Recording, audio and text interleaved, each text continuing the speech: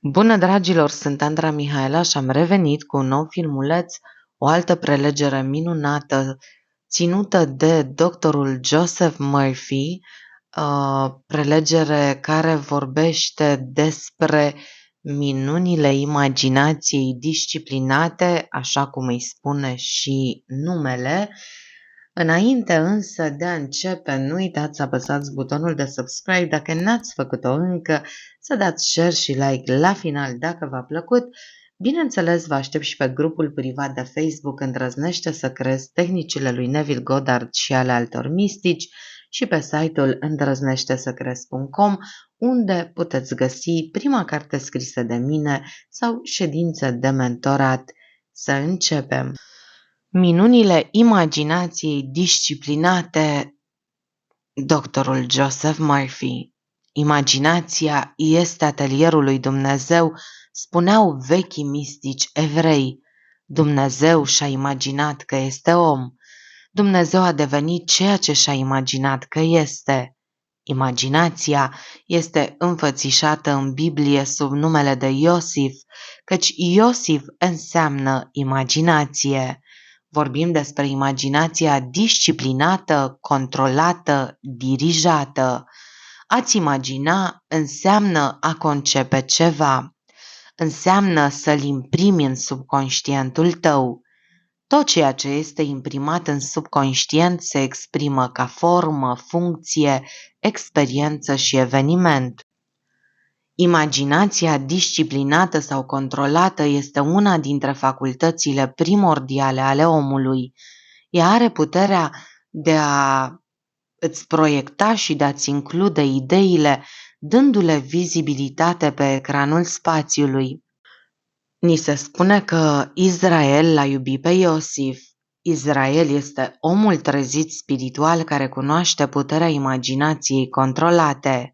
În Biblie, Israel înseamnă un om care cunoaște suveranitatea spiritului viu din interior, care recunoaște că eu sunt în el ca fiind Domnul Dumnezeu Atotputernic și îl folosește în viața sa. El refuză să dea putere oricărui lucru creat de pe fața pământului. Este numit fiul bătrâneții sale. Fiul înseamnă expresie. Bătrânețea presupune înțelepciune și cunoașterea legilor minții. Când te vei familiariza cu puterea imaginației, o vei numi și tu fiul bătrâneții tale, căci vârsta nu este zborul anilor, ea este zorii înțelepciunii. Imaginația este puternicul instrument folosit de oamenii de știință, artiști, fizicieni, inventatori, arhitecți și mistici. Când lumea spunea este imposibil, nu se poate face, omul cu imaginație spunea se poate face. Prin intermediul imaginației poți pătrunde în adâncurile realității și poți dezvălui secretele naturii. Un mare industriaș mi-a povestit odată cum a început într-un mic magazin. Mi-a spus, visam la o mare corporație cu filiale în toată țara. În mod regulat și sistematic, el își imagina în minte un sediu gigantic, birouri, fabrici și magazine, știind că prin alchimia minții poate țese țesătura din care își va îmbrăca visele. A prosperat și a început să atragă către el, prin legea universală a atracției, ideile, personalul, prietenii, banii și tot ceea ce era necesar pentru desfășurarea idealului său. La fel ca o sămânță care moare în pământ, ea își lasă moștenire energia unei alte forme a sa. Prin înțelepciunea sa subiectivă, el extrage din sol tot ceea ce este necesar pentru desfășurarea sa. Când iese deasupra solului printr-un proces de fotosinteză, ea extrage din atmosferă și din radiațiile soarelui tot ceea ce este necesar pentru desfășurarea sa. Acest om și-a exersat și cultivat cu adevărat imaginația și a trăit cu aceste modele mentale în mintea sa până când imaginația le-a îmbrăcat în formă. Mi-a plăcut în mod deosebit un comentariu pe care l-a făcut. Este la fel de ușor să-ți imaginezi că ai succes ca și să-ți imaginezi eșecul și este mult mai interesant. Iosif este un visător și un visător de vise, spune Biblia. Acest lucru înseamnă că el are viziuni, imagini și idealuri în minte și știe că există o putere creatoare care răspunde la imaginile sale mentale. Imaginile mentale pe care le deținem sunt dezvoltate în sentimente. Se spune cu înțelepciune că toate simțurile noastre sunt modificări ale unui singur simț, simțirea. Judecătorul Troward, care a scris manuale inimitabile despre legile minții, a spus: sentimentul este legea, iar legea este sentimentul. Sentimentul este capul de temelie al puterii. Trebuie să ne încărcăm imaginile mentale cu sentiment pentru a obține rezultate. Ni se spune, Iosif a visat un vis și l-a povestit fraților săi, iar ei l-au urât. Poate că ai un vis, un ideal, un plan sau un scop pe care ai dori să-l realizezi. A urâ în Biblie înseamnă a respinge, a renega, a dezaproba, a dezminți, a respinge ceea ce este fals. Gândurile, credințele, sentimentele și opiniile din mintea ta sunt frații tăi care te provoacă, îți subestimează visele și îți spun: nu poți, este imposibil. Îți amintești unele dintre acele vise, idei, invenții noi, piese sau planuri pe care le-ai avut? Nu există ceva în mintea ta care uneori îți spune: cine te crezi? Nu poți face asta, nu știi suficient, nu ai contactele potrivite și așa mai departe. Ei bine, tu ai. Contactul potrivit este prezența lui Dumnezeu din tine, care ți-a dat ideea și aceeași prezența lui Dumnezeu o poate aduce la îndeplinire în ordine divină, prin iubire divină. Poate că îți vin în minte alte gânduri care îți batjocoresc planul sau ambiția. Descoperi atunci că există o ceartă în mintea ta cu proprii tăi frați. Se instalează opoziția. Modul de a gestiona opoziția din mintea ta este să-ți detașezi atenția de dovezile senzoriale și de aparența lucrurilor și să începi să te gândești clar și cu interes la scopul sau obiectivul tău. Atunci când mintea ta este angajată în scopul sau obiectivul tău, folosești legea creativă a minții și acesta se va realiza.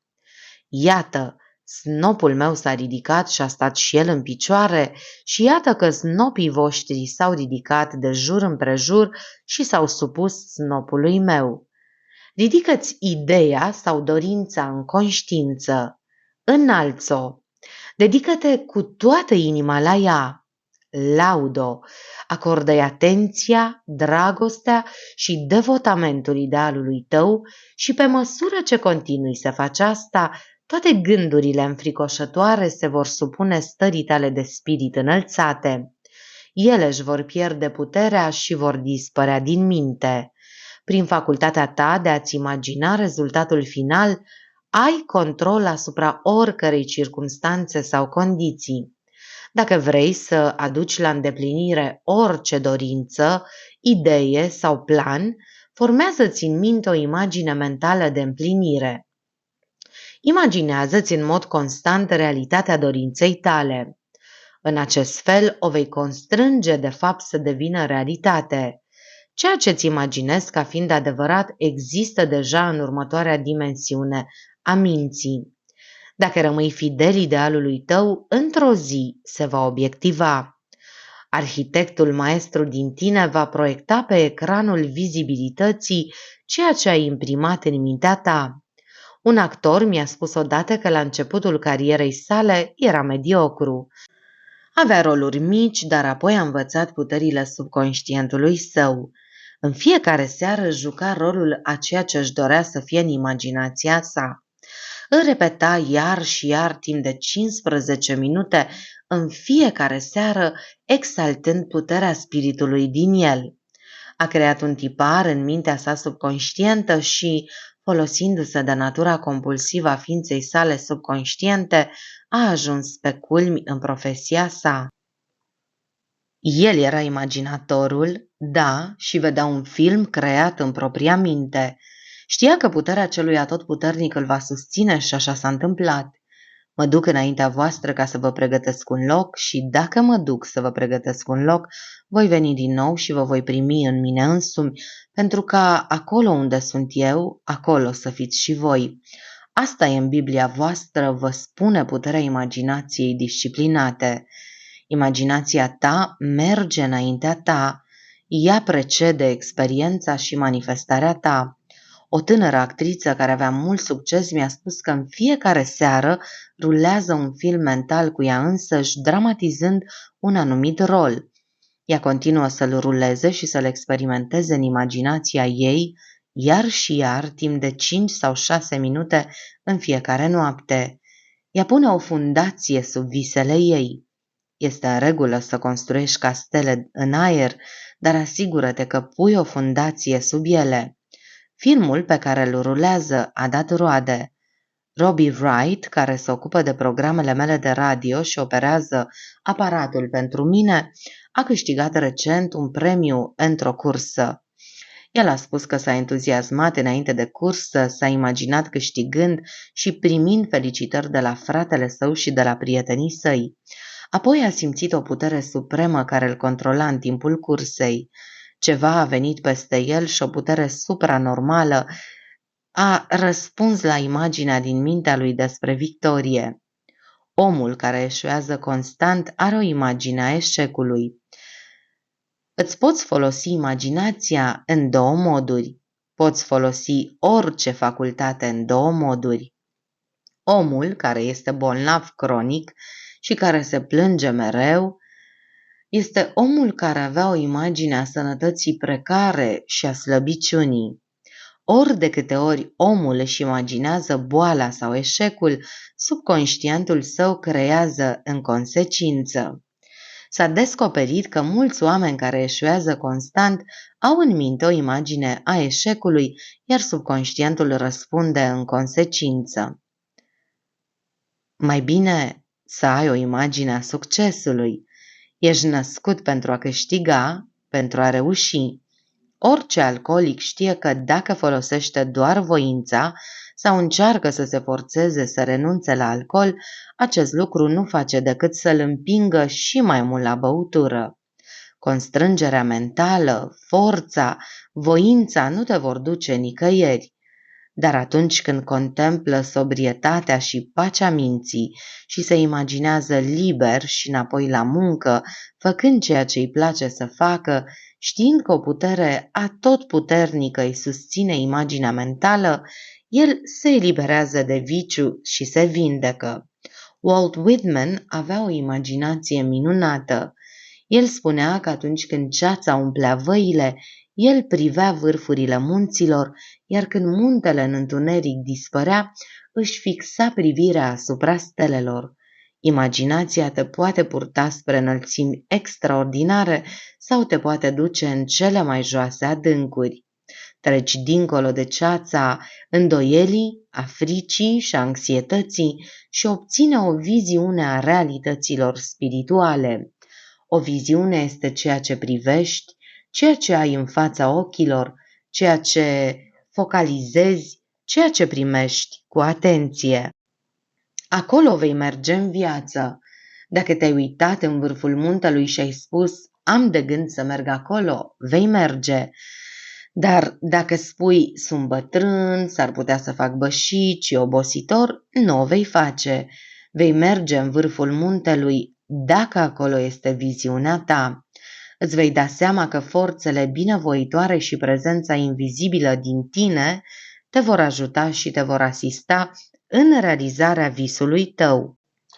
În călătoria ta prin viață, oricât de dificilă ar fi ea, amintește-ți că există un loc sfânt în tine, sanctuarul lui Dumnezeu, unde poți simți că ești înrudit cu Cel care este pentru totdeauna, singurul care trăiește în inimile tuturor oamenilor. Prin puterea imaginației tale poți elibera floarea iubirii și a frumuseții din inima ta. Toate marile picturi și statui sunt produse ale imaginației inspirate. Imaginația ta înfățișează idealul, iar idealurile sunt cele care conduc omenirea mai departe, mai sus și spre Dumnezeu. Unde este înfățișată acea frumoasă Madonă? Pe ecranul spațiului sau pe pânză? Oare nu există în mintea artistului disciplinat? În epoca de aur a Greciei, acum 2600 de ani, se folosea legea minții și a imaginației. Da, ei cunoșteau puterea imaginației controlate, disciplinate, dirijate, atelierul infinitului.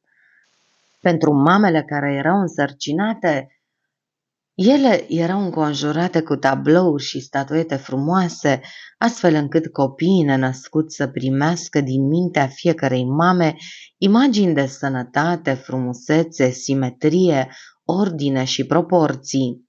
Mamele priveau aceste statui frumoase, iar copilul se năștea după chipul și asemănarea frumuseții, a ordinii, a simetriei și a proporțiilor.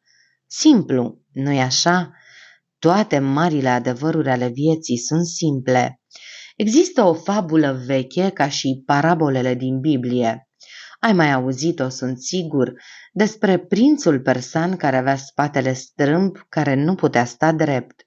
El a angajat un sculptor iscusit cerându-i să facă o statuie a sa fidelă asemănării sale în toate privințele, dar a spus: vreau să fac statuia astfel încât spatele meu să fie drept ca o săgeată. Doresc să mă văd așa cum ar trebui să fiu și cum vrea Dumnezeu să fiu. Sculptorul a terminat-o, iar prințul a spus: acum pune-o într-un colț secret din grădini. În fiecare zi, în mod regulat și sistematic, de 2 sau 3 ori pe zi, el ieșea și medita asupra acelei statui, o privea cu nostalgie, cu credință și cu încrederea că într-o zi spatele său va fi drept ca acea statuie. A acordat atenție spatelui drept, da, și capului ridicat și frunții frumoase. Au trecut săptămâni, apoi ani, iar oamenii au început să spună: uite, spatele prințului nu mai este strâmb, el stă drept ca un nobil. Prințul a ieșit în grădină și iată că era adevărat, spatele lui era drept ca o statuie. Oare nu așa se vindecă infirmii? Bineînțeles că da. Minunile încep să se întâmple pe măsură ce îți imaginezi că acum ești ceea ce dorești să fii și joci acest rol iar și iar. Vei deveni asta. Un om știe că pentru a primi trebuie mai întâi să-și conceapă sau să-și imagineze de-a dreptul, să-și imagineze realitatea. Am vorbit odată cu un tânăr din armată în timpul războiului. Era premeditat și toate cele și se plângea de faptul că fusese înrolat și nu putea fi doctor. I-am spus: imaginează-ți că ești doctor, vezi finalitatea, ai o diplomă din partea statului tău particular care îți spune că acum ești medic și chirurg. Uită-te la ea. I-am explicat în 5 minute legile minții sale și, fiind student la medicină, a înțeles, căci avea o minte. A început să facă asta, armata l-a trimis la facultatea de medicină, iar astăzi este doctor. El a văzut scopul și astfel a avut mijloacele de fertilizare a scopului. Arheologii, paleontologii și alții care cercetează antichitatea ne spun că omul preistoric a sculptat pe peșteri imagini cu hrana pe care o dorea, vânat, pește, pasăre sau elefant. De ce a făcut asta? El știa, instinctiv sau intuitiv, că o putere va aduce aceste animale în viața lui, astfel încât să poată mânca ceea ce și-a imaginat în minte. Primitiv, da, dar vezi, el cunoștea legile minții și, invariabil, aceste lucruri se întâmplau. Animalul respectiv venea pentru ca el să poată mânca. Acestea sunt puterile imaginației care se află în tine și aș vrea să-ți spun ceva ce am citit aseară. A fost scris de doctorul Carl Simonton în revista Fate Magazine. Este un articol minunat, fascinant și un articol lung. Am să-ți dau câteva repere din el. Doctorul Simonton este doctor în medicină, specialist în cancer și spune că cu ajutorul relaxării și meditației, chiar și pacienții considerați bolnavi de cancer în fază terminală și-au revenit dacă și-au dorit cu adevărat să se facă bine. El a spus: am început acest proces vorbind despre minte cu primul meu pacient. Pe lângă tratamentul medical, i-am explicat care era gândirea mea. I-am spus acestui pacient că, prin intermediul imaginilor reciproce, vom încerca să afectăm cancerul. Avea 61 de ani și un cancer foarte extins la gât. Pierduse foarte mult în greutate, abia își putea înghiți propria salivă și nu putea mânca nimic. După ce i-am explicat boala și modul în care funcționau radiațiile, l-am pus să se relaxeze de 3 ori pe zi și să-și imagineze mental boala. Adică, dacă eu sunt medic și îți arăt o imagine a unui gât perfect, cu toate celulele în ordine, atunci îți vei imagina asta în minte din nou și din nou, realizând că există un mecanism de apărare în interiorul tău. Acesta îți readuce gâtul la acel model perfect. L-am rugat să își imagineze mental afecțiunea, tratamentul și modul în care corpul său interacționa cu tratamentul și boala, astfel încât să înțeleagă mai bine și să coopereze cu ceea ce se întâmpla. Rezultatele au fost cu adevărat uimitoare. El vorbește despre imaginea reciprocă, adică medicul vede un gât perfect, iar el îl învață pe pacient cum să vadă un gât perfect, iar acesta își dă seama că puterea răspunde. El a spus: când le-am explicat colegilor mei ce făceam, mi-au spus în glumă: de ce te mai obosezi să pornești aparatul? Răspunsul meu a fost pur și simplu: nu știu încă suficient. Acel pacient este acum la 1 an și jumătate după tratament și nu mai are nicio urmă de cancer în gât. Avea de asemenea artrită și a folosit același proces mental de bază pentru a o elimina. Cu alte cuvinte, imaginându-te întreg, făcând ceea ce ai face în mod obișnuit, ce ai face dacă ai fi vindecat? Același om avea probleme și cu impotența. Era impotent de peste 20 de ani și nu putea avea o relație cu soția sa. I-au trebuit 10 zile de relaxare și să-și imagineze mental soluția în ochii minții. Imaginându-și soluția în ochii minții, a reușit să reia relațiile sexuale cu soția sa. Doctorul Simonton spune: acum afirmă că este capabil să întrețină relații sexuale de 2 sau 3 ori pe săptămână, așa că atunci când m-a sunat și mi-a spus despre rezolvarea impotenței sale, l-am rugat să-mi explice cum a făcut-o în cazul în care aș fi avut nevoie de aceste tehnici mai târziu în propria mea viață. El vorbește de asemenea despre faptul că a fost medic la baza aeriană Travis Air Force și vorbește despre primul său caz, un navigator al forțelor aeriene. Era un nefumător care avea un carcinom squamos pe cerul gurii și unul mai mare în partea din spate a gâtului. Cancerul de pe cerul gurii ar fi trebuit să aibă o rată de vindecare de 20%, iar cel din gât de aproximativ 5%. Cu toate acestea, în mod colectiv, rata de vindecare estimată ar fi probabil în jur de 5% până la 10%, deoarece înrăutățește în mod cert situația să ai 2 cancere care apar în același timp. Ar trebui să subliniez faptul că a fost un pacient extrem de pozitiv. A fost de asemenea foarte cooperant, iar după o săptămână de tratament, tumora începea să se micșoreze. După 4 săptămâni de tratament, ulcerația nu mai avea nicio urmă de creștere a tumorii, deci în esență făcea același lucru, prezentând un răspuns foarte dramatic. În general, era în afara experienței mele să obțin un răspuns atât de dramatic la 2 tumori separate într-un timp atât de scurt. După o lună, exista o mică ulcerație care se vindeca frumos, iar la aproximativ 10 săptămâni de la tratament, cerul gurii sale avea un aspect esențial normal. Lucrul cu adevărat frumos a fost că leziunea din gât a prezentat același răspuns ca și cea din gură, iar la o examinare de rutină era imposibil de spus unde fusese tumora din gât. La numai 3 luni după ce îi fusese retras statutul de zbor, acest om a primit în unanimitate aprobarea din partea tumorii la cap și gât pentru a reveni la statutul de zbor și a-și relua profesia. Continuă boala Hodgkin și așa mai departe despre rezultatele remarcabile pe care le obține învățându-i pe oameni cum să-și folosească imaginația în rolul minții și al terapiei împotriva cancerului. Cu ajutorul relaxării și al meditației, chiar și pacienți considerați bolnavi în fază terminală de cancer s-au vindecat, dar el scoate în evidență faptul că aceștia trebuie să-și dorească să se facă bine. Unii oameni nu o fac. Unii oameni vor să fie bolnavi. Sunt oameni care își folosesc greșit imaginația. Există omul de afaceri care are succes și prosperă, iar el își imaginează rafturi goale și faliment și așa mai departe. Dacă va continua așa, bineînțeles că va da faliment, dar în acest moment prosperă. Lucrul pe care și-l imaginează nu există deloc, dar el rulează în mintea sa un film cu falimentul, rafturile goale, lipsa clienților, iar dacă rulezi un astfel de film în mintea ta, se va întâmpla. Iosif, ni se spune, imaginația, poartă o haină de multe culori.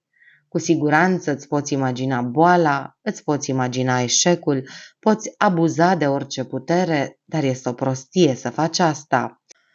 O haină în Biblie este o acoperire psihologică. Poți purta o haină de frică sau de credință sau de încredere sau de iubire sau de bunăvoință. Porți o haină din punct de vedere psihic dacă înnoți. Poți purta o haină, presupun, dacă mergi să-l vezi pe președinte, dacă ești primit în audiență la regină. Bineînțeles că porți anumite haine și la un banchet, la operă și așa mai departe. Vorbim despre veșminte mentale. Acestea sunt atitudini ale minții, stări de spirit și sentimente pe care le întreții. Haina cu multe culori reprezintă multiplele fațete ale diamantului, capacitatea ta de a îmbrăca orice idee în formă. Îți poți imagina orice. Îți poți imagina ceea ce este frumos și de bun augur. Îți poți imagina că prietenul tău care este sărac trăiește în poala luxului. Îi poți vedea fața luminându-se de bucurie, îi poți vedea expresia schimbându-se cu un zâmbet larg pe buze. Îl poți auzi spunându-ți ceea ce vrei să auzi. Îl poți vedea exact așa cum îți dorești să-l vezi, radiant, fericit, prosper și de succes. Imaginația ta este haina de multe culori. Ea poate îmbrăca și obiectiva orice idee și dorință. Îți poți imagina abundența acolo unde există lipsă, pacea acolo unde există discordie și sănătatea acolo unde există boală. Biblia spune, frații lui i-au spus lui Iosif, tu vei domni într-adevăr peste noi. Imaginația este prima facultate a omului, facultatea primară și are întâietate asupra tuturor celorlalte puteri ale minții tale. Ai 12 facultăți sau frați, dar imaginația, atunci când este disciplinată, îți permite să prăbușești timpul și spațiul și să te ridici deasupra tuturor limitărilor. Atunci când îți ții imaginația ocupată cu concepte și idei nobile, asemănătoare lui Dumnezeu, vei descoperi că este cea mai eficientă dintre toate facultățile în perspectiva ta spirituală. Din Egipt am chemat pe fiul meu. Egiptul este mintea ta subiectivă, iar Egipt înseamnă și mizerie sau lipsă și limitare. Iosif este comandantul Egiptului care îți spune că imaginația controlează întregul tărâm conceptiv. Oricare ar fi închisoarea în care te afli, îți poți imagina libertatea, nu-i așa? Îți poți imagina că te poți întoarce alături de cei dragi făcând ceea ce-ți place să faci. Fie că închisoarea este una de frică sau de boală, de lipsă sau limitare de orice fel, nu uita că Iosif este comandantul și te poate elibera. Îți poți imagina libertatea ta și poți continua să faci asta până când ea este obiectivată, iar apoi, după o gestație în întuneric, vine manifestarea, iar rugăciunea ta este ascultată. Omul care se rănește pe terenul de fotbal își luxează o gleznă sau un tendon, se duce la spital și se odihnește. Nu se imaginează el înapoi pe terenul de baseball, lovind din nou mingea. Dacă nu ar face asta, ar fi încă în spital și nu ar mai pleca niciodată. dar el își spune, voi sta aici doar 4 sau 5 zile sau o săptămână, iar în imaginația lui se întoarce pe terenul de baseball. Știi foarte bine că este adevărat și știi foarte bine că dacă nu și-ar imagina că este din nou pe terenul de baseball, nu ar părăsi niciodată spitalul. Îți garantez că există oameni care nu vor să se facă bine. Ei se bucură de suferința lor, atrag atenția și tot felul de lucruri de acest gen. Tu ar trebui să vrei să te faci bine, pentru că intenția lui Dumnezeu pentru tine este ca tu să te exprimi la cel mai înalt nivel și să-ți exerciți facultățile la cel mai înalt grad. Cu toate acestea, există o mulțime de oameni în această lume care nu doresc o vindecare. Ei se bucură de suferința lor și vorbesc despre ea la nesfârșit. Ei spun romatismul meu și își mângâie ușor picioarele. Spun artrita mea și migrena mea și așa mai departe. Ia în considerare un arhitect disciplinat și talentat. El poate construi în mintea sa un oraș frumos, modern, de secolul 20, complet cu superautostradzi, piscine, parcuri și așa mai departe. El poate construi în mintea sa cel mai frumos palat pe care ochiul l-a văzut vreodată. El poate vedea clădirea în întregime complet ridicată înainte de a da planul său constructorilor. Unde era clădirea? Era în imaginația sa. Ți-am explicat că a imagina înseamnă a concepe. Tot ceea ce poți concepe, poți da concepție. Aceasta înseamnă să-ți impregnezi subconștientul cu o imagine a ideii, a idealului. Unde este invenția? Unde este noua piesă? Unde este acum acea invenție secretă a ta? Nu este în mintea ta? Ea este reală, cu formă, chip și substanță, o altă dimensiune a minții. De o ai acum și o vei primi. Cu ajutorul imaginației tale poți auzi de fapt vocea invizibilă a mamei tale, chiar dacă ea locuiește la 10.000 de mile de aici. Din punct de vedere mental, spiritual, ea este chiar în fața ta, pentru că la urma urmei suntem cu toții ființe mentale și spirituale. Ea este acolo și îți spune ceea ce dorești să auzi. Ce anume? Îți spune despre miracolul lui Dumnezeu care s-a întâmplat în viața ei, despre cum este vitală și vie, debordând de entuziasm. Îți spune ceea ce tu dorești să auzi, iar ție îți place să auzi asta. O poți vedea clar, de asemenea, la fel de viu ca și cum ar fi prezentă. Aceasta este puterea minunată pe care o posezi. Știi foarte bine că poți face asta. Poți să-ți dezvolți și să cultivi această putere și să devii de succes și să prosperi. Să presupunem că mama ta este bolnavă în spital, dar nu ți-o imagina în spital, deoarece ai o cunoaștere a adevărului. Îi fixezi această stare. Ar fi un lucru înfricoșător, un lucru îngrozitor de prostesc. Dacă ai cunoaște legile minții, ți-ai da seama că puterea vindecătoare a lui Dumnezeu curge prin mama ta. O iubire divină o vindecă, iubirea divină o ghidează, iubirea divină o veghează și iubirea divină dizolvă tot ceea ce este diferit de ea însăși. Iubirea divină îi ghidează pe medicii și asistentele care o îngrijesc. Aceasta ar fi afirmația ta, dar afirmația ta trebuie să fie în acord cu imaginea ta. Prin urmare, nu ți-o imagina în spital. Ea este chiar acolo, în fața ta, și îți spune că s-a întâmplat miracolul lui Dumnezeu, îți spune cât de minunat se simte, cum este atinsă de cel atotputernic. Asta este ceea ce vrei să vezi. Atunci te rogi cu adevărat, înțelegi cu adevărat legile minții și ești un bun practicant. Dar dacă afirmi un lucru și îți imaginezi altul, asta se numește ipocrizie în Biblie. Nu obții niciun rezultat pentru că imaginea ta trebuie să fie în acord cu afirmația ta. Nimic nu poate fi mai simplu de atât. Deseori spun că 99% dintre oameni nu știu să se roage. Ei folosesc rugăciuni minunate, dar își imaginează tatăl, mama, fiul, într-o închisoare, într-un spital, bolnav sau altceva. Nu l-ai auzit pe managerul de vânzări spunând, trebuie să las pe John să plece pentru că atitudinea lui este greșită? Schimbă-ți atitudinea, asta schimbă totul. Lumea afacerilor cunoaște importanța atitudinii corecte. Atitudinea ta înseamnă reacția ta mentală față de oameni, circumstanțe, condiții, obiecte din spațiu. Care este relația ta cu colegii tăi de muncă? Ești prietenos cu oamenii, cu animalele, cu universul în general? Crezi că universul îți este ostil, că lumea îți datorează un trai? Pe scurt, care este atitudinea ta? Realizează în atitudinea ta că Dumnezeu te ghidează. Există o acțiune corectă în viața ta, iar tu radiezi iubire, pace și bunăvoință către toți cei din lume. Pe măsură ce îți schimbi atitudinea, îți schimbi întregul univers. Toate fazele vieții tale se topesc în mod magic în chipul și asemănarea atitudinii tale.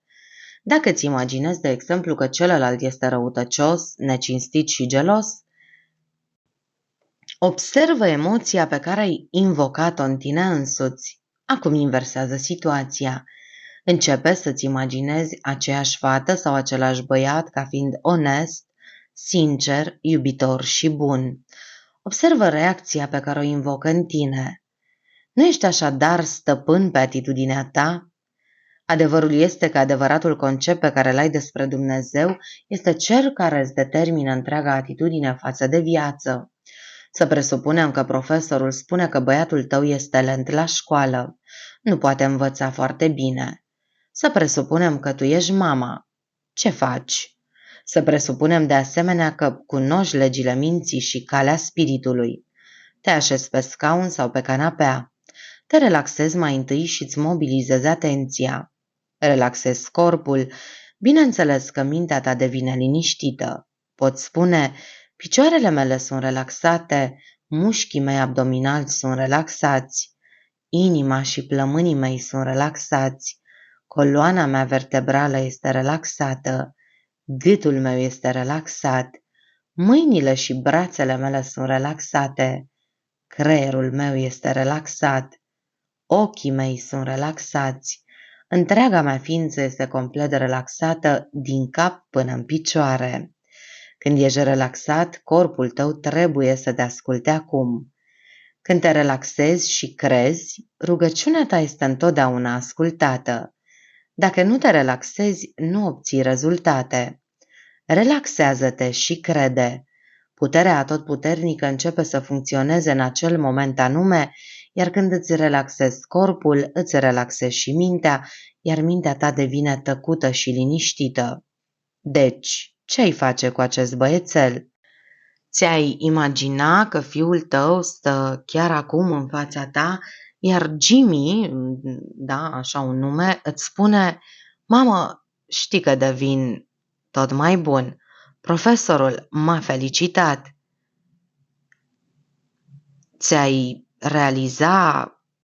Ai realiza că inteligența infinită este înviată în băiat. Înțelepciunea lui Dumnezeu îi unge intelectul. El este fericit, vesel și liber. Dumnezeu locuiește în el, umblă și vorbește în el și ai vedea o lumină în ochii lui. El îți spune ceea ce tu, ca mamă, dorești să auzi. El spune, profesorul m-a lăudat, mă descurc minunat la materiile mele și așa mai departe. Ai rula acel film, ai continua așa și ai învia înțelepciunea și inteligența lui Dumnezeu din băiat, care acum sunt adormite. Dar este acolo, iar mama o poate chema la suprafață. Nu este asta imaginație disciplinată? Băiatul îți va spune în mod obiectiv ceea ce l-ai auzit spunându-ți în mod subiectiv în această stare pasivă, psihică, receptivă. Vorbim despre imaginație disciplinată, controlată, dirijată și vorbim despre legile minții. Aceste lucruri funcționează. Omul de știință modern o știe. Ideea ta dominantă despre Dumnezeu este ideea ta despre viață sau că Dumnezeu este viața. Ai ideea sau atitudinea dominantă că Dumnezeu este puterea spirituală din interiorul tău care răspunde la gândurile tale. Prin urmare, din moment ce gândirea și imaginile tale obișnuite sunt constructive și armonioase, Această putere te ghidează și te face să prosperi în toate căile tale. Această atitudine dominantă va acoperi totul. Vei privi lumea prin intermediul atitudinii pozitive, afirmative a minții. Perspectiva ta va fi pozitivă și vei avea o așteptare bucuroasă a ceea ce este mai bun. Mulți oameni au o perspectivă sumbră, descurajantă asupra vieții. Sunt acriți, cinici și irascibili. Acest lucru se datorează atitudinii mentale dominante care le dirigează reacția față de oricine și de orice. Starea de bucurie a unei persoane este de obicei de scurtă durată dacă aceasta cântă în permanență în strună, chiar și atunci când ceva minunat intră în experiența sa sau a familiei sale. Un băiat tânăr în vârstă de 16 ani care mergea la liceu mi-a spus: primez note foarte slabe, memoria mea cedează, nu știu ce se întâmplă. Singurul lucru în neregulă cu el era atitudinea sa. El a adoptat o nouă atitudine mentală, realizând cât de importante erau studiile sale pentru a intra la facultate în scopul de a deveni avocat. A început să se roage în mod științific, care este una dintre cele mai rapide căi de a schimba mentalitatea. În rugăciunea științifică avem de-a face cu principiul care răspunde la gând. Acest tânăr și-a dat seama că în el exista o putere spirituală și că aceasta era singura cauză și singura putere. Mai mult, el a început să afirme că memoria sa era perfectă, că o inteligență infinită îi dezvăluia în mod constant tot ceea ce trebuia să știe, în orice moment și oriunde. A început să emane iubire și bunăvoință față de profesori și de colegi, ceea ce este foarte important. Acest tânăr se bucura acum de o libertate mai mare decât cea pe care o cunoscuse vreodată. Stă nemișcat și liniștit și își imaginează profesorii și pe mama lui felicitându-l pentru munca sa minunată, pentru rapoartele sale minunate. Își imaginează rezultatele dorite care au urmat acestei schimbări de atitudine față de studiile sale. Dacă îți imaginezi că ai succes, că faci ceea ce îți place să faci și continui să faci asta în mod regulat și sistematic și nu negi ceea ce afirmi, trebuie să reușești. Trebuie să reușești pentru că legea minții te susține. Am spus anterior că toate atitudinile noastre mentale sunt condiționate de imaginație. Am spus că o poți folosi în două feluri și tu îți poți folosi gândirea în două feluri de asemenea. Poți folosi orice forță a naturii în două moduri. Poți folosi acidul azotic pentru a arde corpul sau pentru a picta o madonă pe un geam.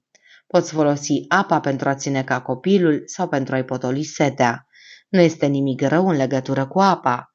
Vântul care împinge o corabie pe stânci te va duce în siguranță dacă înveți legile navigației. Nu este nimic în regulă cu legile chimiei, sunt de încredere.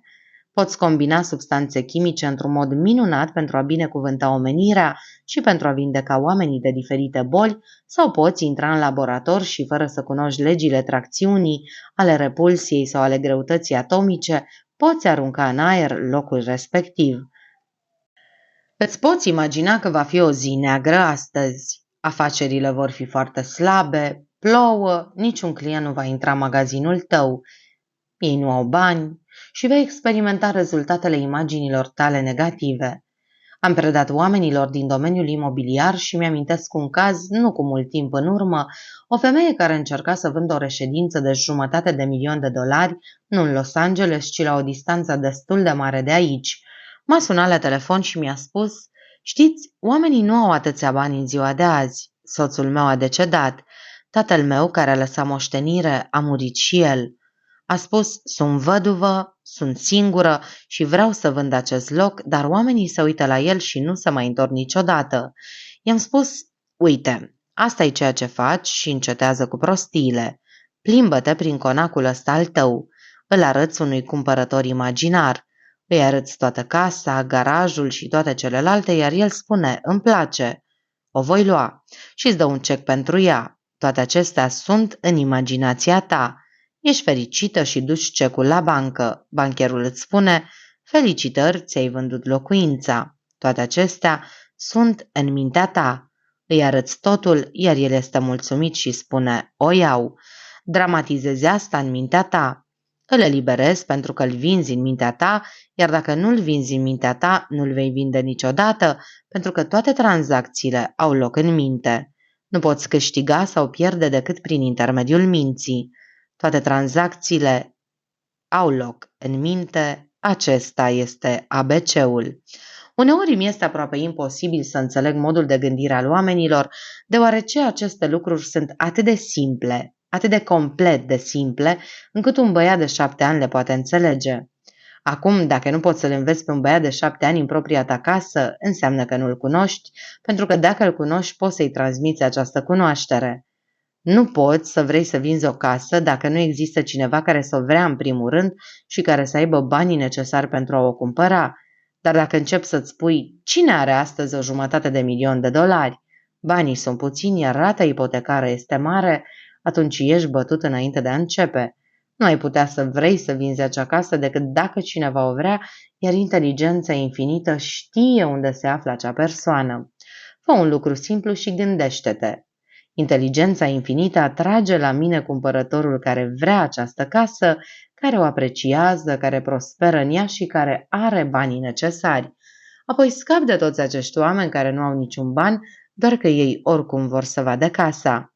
Nu ești în afacerea de vizitare a obiectivelor turistice și, prin urmare, decretezi că numai cei care au bani pot veni să vadă casa. Acum o arăți în imaginația ta. O arăți cumpărătorului. El este mulțumit, îi arăți tot ce i-ai arăta sau ar trebui să-i arăți, iar casa este vândută. Asta se va întâmpla. E cea mai rapidă cale din lume de a vinde. Odată, judecătorul Troward se plimba pe străzile Londrei și-a imaginat că a văzut un șarpe pe stradă, iar frica l-a făcut să devină semi-paralizat. Ceea ce a văzut arăta ca un șarpe. Știi că nu există șerpi în Londra, dar Troward a avut această reacție mentală și emoțională ca și cum ar fi fost un șarpe. Ce îți vei imagina?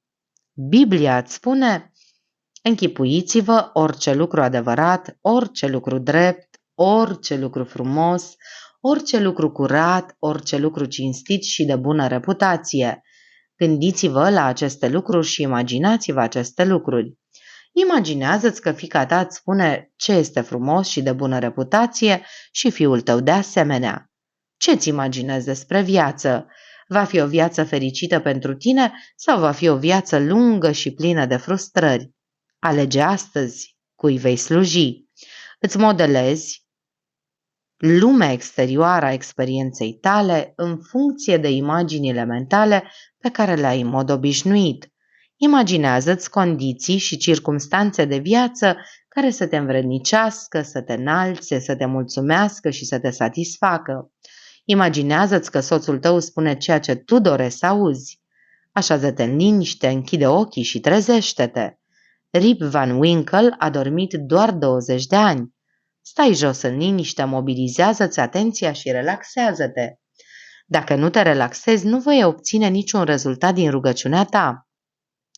Când te relaxezi și crezi, rugăciunea ta funcționează întotdeauna. Relaxează-te, dă-ți drumul, iar soțul tău spune ceea ce dorești să auzi. El spune: te iubesc, dragă, cred că ești minunată. Îți spune ceea ce tu te înjești să auzi. Este promovat, face ceea ce îi place să facă. Îți spune ceea ce tu te înjești să auzi, cât de mult te iubește, cât de mult ține la tine, cum a fost promovat și cum viața este minunată pentru el și cât de fericit este noua sa misiune. Îți spune ceea ce tu dorești să auzi. Ascultă-l și continuă să-l auzi și nu nega ceea ce ai afirmat. El îți va spune apoi în mod obiectiv ceea ce l-ai auzit spunându-ți în mod subiectiv, pentru că l-auzi spunându-ți ceea ce ar trebui să-ți spună în conformitate cu regula de aur și cu legea iubirii. Atunci nu poți greși, nu-i așa? Primesc scrisori de la bărbați din toată țara care îmi spun: vreau ca această femeie să se căsătorească cu mine, dar ea nu mi-acordă nicio atenție. Îmi spui cum să mă rog și să o obțin? Asta nu este rugăciune. Eu le spun: nu-mi pot imagina niciun bărbat din lume dorind o femeie care nu-l dorește, cu condiția ca bărbatul să fie în deplinătatea facultăților mintale. Dacă ești femeie, Nu-mi pot imagina că îți dorești un bărbat care nu te dorește. Pentru mine, asta e o nebunie. Iubirea este un lucru reciproc. Dacă ești îndrăgostit, există o lege naturală a relației reciproce. Nu există confuzie. E ca femeia care spune, sunt îndrăgostită nebunește de John Jones. Eu spun, ei bine, cum se poartă John Jones cu tine? Ce ți-a spus el? Te-a cerut în căsătorie? Ți-a dat un inel? Ți-a spus că ne căsătorim pe 10 noiembrie sau ceva de genul ăsta? O, nu, dar mi-a zâmbit și e drăguț cu mine. Dumnezeule mare! De aceea spun atât de des că Rip Van Winkle a dormit doar 20 de ani. Dacă ești îndrăgostit de cineva, acea persoană trebuie să fie îndrăgostită de tine. Trebuie să iubim pe toată lumea, adică trebuie să radiem iubire, pace și bunăvoință față de ei, cordialitate, genialitate, să le dorim toate binecuvântările vieții, iar dacă nu o faci, ai probleme și multe probleme. Trebuie să iubim pe toți în acest sens. Trebuie să le dorim tuturor ceea ce vrem să ne dorim pentru noi înșine, ceea ce înseamnă că nu încerci să constrângi cealaltă persoană încercând să o forțezi să te iubească sau să se căsătorească cu tine sau ceva de genul acesta. Asta este magie neagră și se întoarce împotriva ta. Este o nebunie. Ăsta este singurul cuvânt pentru asta. Dacă te imaginezi pe tine însuți sau dacă îți imaginezi viața ca fiind rece, crudă, dură și amară, lupta și durerea sunt inevitabile. Îți faci viața mizerabilă pentru tine însuți pentru că asta îți imaginezi. Imaginează-te pe un teren de golf. Ești liber, relaxat și plin de entuziasm și energie. Bucuria ta constă în depășirea tuturor dificultăților prezentate de terenul de golf. Emoția este în depășirea tuturor obstacolelor. Acum imaginează-ți că intri într-o firmă de pompe funebre. Observă răspunsul emoțional diferit adus în față pe măsură ce-ți imaginezi această situație particulară. În capela funerară, dacă cunoști legile minții, dacă nu trăiești în evul mediu, dacă nu ești hipnotizat și spălat pe creier, te poți bucura de noua zi de naștere a persoanei. Îți vei imagina persoana iubită înconjurată de prietenii săi în mijlocul unei frumuseți de nedescris în următoarea dimensiune a vieții. Îți poți imagina râul de pace a lui Dumnezeu inundând mințile și inimile tuturor celor prezenți. Poți urca efectiv în cerurile propriei tale minți, oriunde te afla. Aceasta este puterea imaginației. Îi poți ridica pe toți pentru că este o nouă zi de naștere în Dumnezeu. În înmormântarea modernă de astăzi nu există un trup. Fiica sau fiul spune, vrei să faci o slujbă de pomenire pentru tatăl sau mama mea în care să ne adunăm cu toții? Vom avea o meditație în care ne vom bucura de noua lui aniversare în Dumnezeu.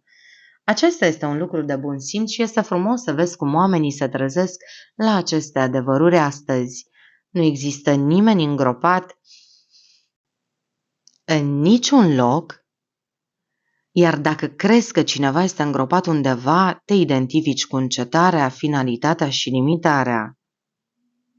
Construiești un cimitir în propria minte și cunoști rezultatele înfricoșătoare și negative ale acestui lucru, nu-i așa? Iosif a visat un alt vis și le-a spus fraților săi, iată, am mai visat un vis. Iată că soarele și luna, cele 11 stele, mi-au făcut ascultare. În simbologia antică, soarele și luna reprezintă mintea conștientă și subconștientă.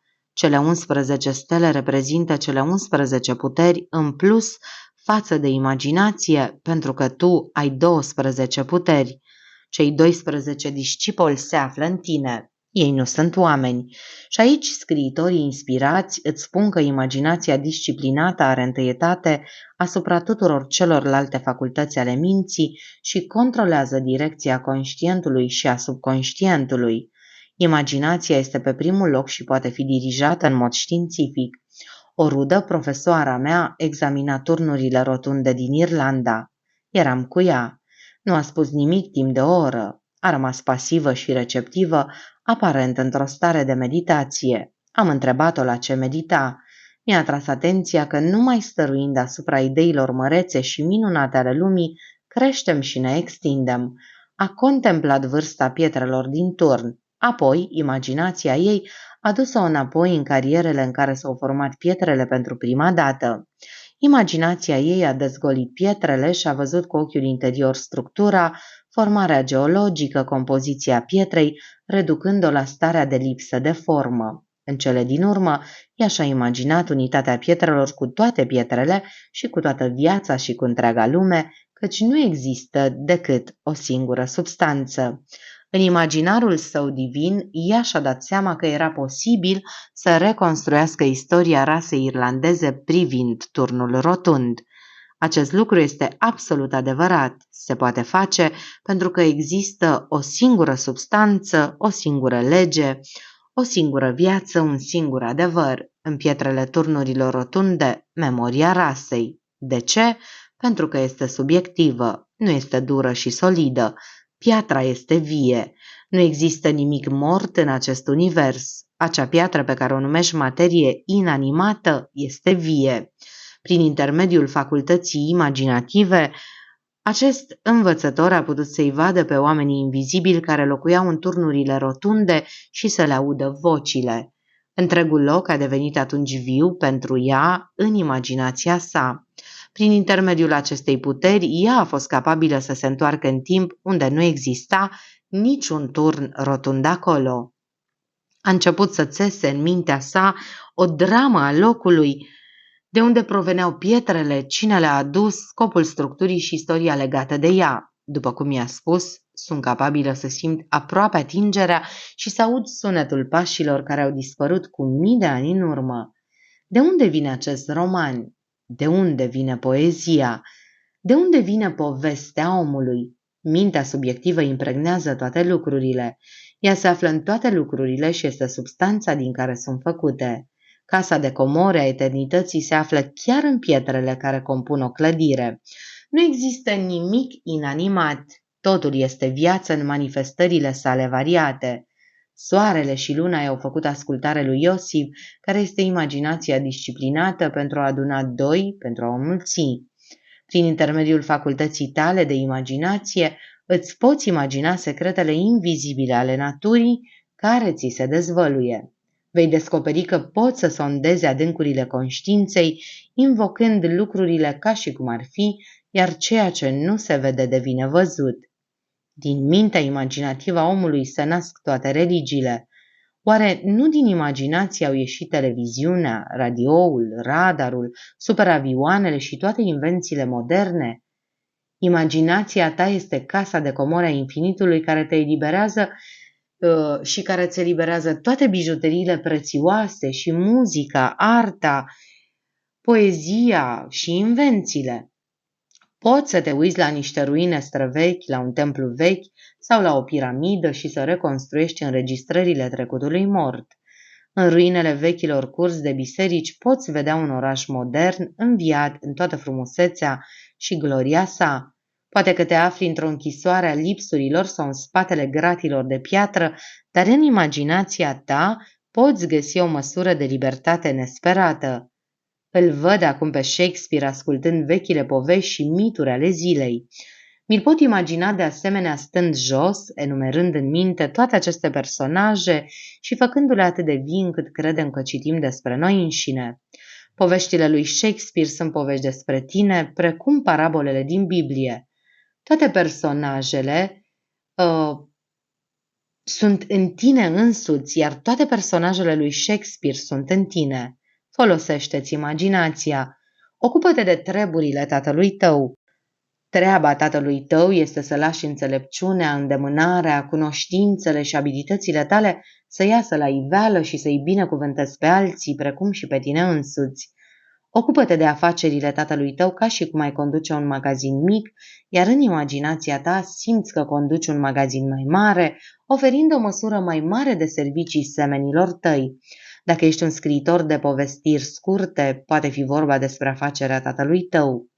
Creează în mintea ta o poveste care să ne învețe ceva despre regula de aur și despre legea iubirii, căci credința lucrează prin iubire. Poți avea credința care mută munții din loc, dar dacă nu ai dragoste, nu vei ajunge prea departe. Iubirea este bunăvoință, este cordialitate, genialitate, este bunăvoința față de toți oamenii, dorindu-le toate binecuvântările vieții.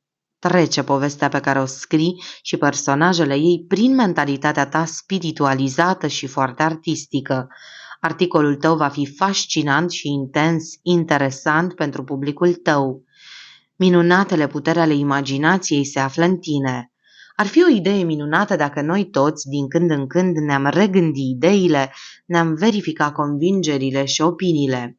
Întreabă-te de ce cred asta? De unde a apărut această opinie? Poate că multe dintre ideile, teoriile, credințele și opiniile pe care le ai sunt eronate, acceptate de tine ca fiind adevărate fără niciun fel de investigație cu privire la adevărul sau acuratețea lor. Arheologii care studiază mormintele din Egiptul antic reconstruiesc ruinele antice prin percepția lor imaginativă. Trecutul mort devine din nou viu și audibil.